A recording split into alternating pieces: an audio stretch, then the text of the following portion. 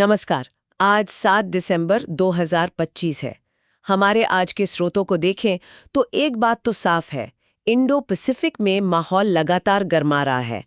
आज हम पिछले 2 हफ्तों की हलचल को गहराई से समझने की कोशिश करेंगे। ये चर्चा प्रोवेव एआई द्वारा प्रायोजित है और इसे स्टाइलो न्यूज़ एआई संचालित न्यूज़ एप्लीकेशन ने तैयार किया है। बिल्कुल। और आज का हमारा मकसद सिर्फ घटनाओं की एक सूची बनाना नहीं है, बल्कि उनके पीछे के पैटर्न और उनके मतलब को समझना है। हम देखेंगे कि इस सैन्य जमावड़े और कूटनीतिक चालों का असल में क्या अर्थ है, और हमारी कोशिश रहेगी कि बिना किसी का पक्ष लिए एक साफ तस्वीर पेश कर सकें। तो चलिए, सबसे चौंकाने वाली खबर से ही शुरू करते हैं। दिसंबर की शुरुआत में चीन ने 100 से ज्यादा नौसैनिक जहाजों को पीले सागर से लेकर पश्चिमी प्रशांत तक तैनात किया। ये कोई मामूली बात नहीं है, सही कहा? बिल्कुल नहीं। ये अब तक की सबसे बड़ी तैनाती मानी जा रही है। एक बहुत बड़ा शक्ति प्रदर्शन है ये। और ये सिर्फ अकेली घटना तो नहीं होगी। जी नहीं। इसी के साथ साथ ताइवान के आसपास पीएलए के जहाज़ों और विमानों की घुसपैठ लगभग रोज की बात हो गई है। आज ही देखिए 7 जहाज और 2 विमानों की गतिविधि दर्ज की गई है। यह एक तरह से लगातार दबाव बनाए रखने की रणनीति है। अच्छा, तो इसी बढ़ते दबाव के बीच फिलीपींस के साथ एक सीधी झड़प भी हुई। स्काबोरो शोल के पास चीनी जहाज़ों ने एक फिलिपीनी गश्ती विमान पर सिग्नल फ्लेयर्स दागे। ये स्काबोरो शोल का नाम बार बार आता है, जरा संक्षेप में बताएंगे कि ये इतना अहम क्यों है? देखिए, स्काबोरो शोल रणनीतिक रूप से बहुत जरूरी है। ये एक प्रमुख शिपिंग रास्ते के पास है और यहाँ मछली के विशाल भंडार हैं। तो जो भी इसे नियंत्रित करता है, उसे दक्षिण चीन सागर के एक बड़े हिस्से पर बढ़त मिल जाती है। इसीलिए इस पर इतना विवाद है। जी, और इस घटना के जवाब में फिलीपींस ने अपना सबसे बड़ा तटरक्षक जहाज बीआरपी टेरेसा मैकबेनुआ वहां भेज दिया है। और तो और अमेरिका के साथ मिलकर 60 सदस्यों की एक जॉइंट टास्क फोर्स भी बनाई गई है। पैनी F-15 पर रडार लॉक ऑन किया। एक आम श्रोता के लिए इसका क्या मतलब है? ये कितना गंभीर है? ये बहुत गंभीर है।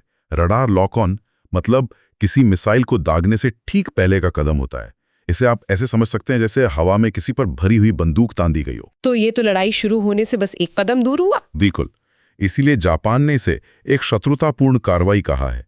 और इसी वजह से जापान के प्रधानमंत्री सनाई तकाइची ने कहा कि ताइवान पर हमला जापान के अस्तित्व के लिए खतरा होगा। तो एक तरफ चीन का दबाव है, दूसरी तरफ सहयोगियों की जवाबी कार्रवाई। इस सब के बीच ताइवान खुद क्या कर रहा है? ताइवान एक बहुत बड़ा कदम उठा रहा है। उसने 2030 तक अपना रक्षा बजट जीडीपी के 5% तक ले जाने की घोषणा की है। 5%? हाँ, जिसमें $40 अरब का एक विशेष फंड भी शामिल है। और ये 5% का आंकड़ा बहुत मायने रखता है। ये ताइवान को रक्षा पर खर्च करने वाले दुनिया के शीर्ष देशों में शामिल कर देगा। ये सिर्फ ज्यादा मिसाइलें खरीदने की बात नहीं है। ये एक संकेत है कि ताइवान अब अभेद्य किला बनने की तैयारी कर रहा है। ये दिलचस्प है। तो एक तरफ युद्धपोत एक दूसरे को घूर रहे हैं और दूसरी तरफ क्या डिप्लोमैट्स भी बात करें? हाँ, और यही स्थिति को और जटिल बनाता है।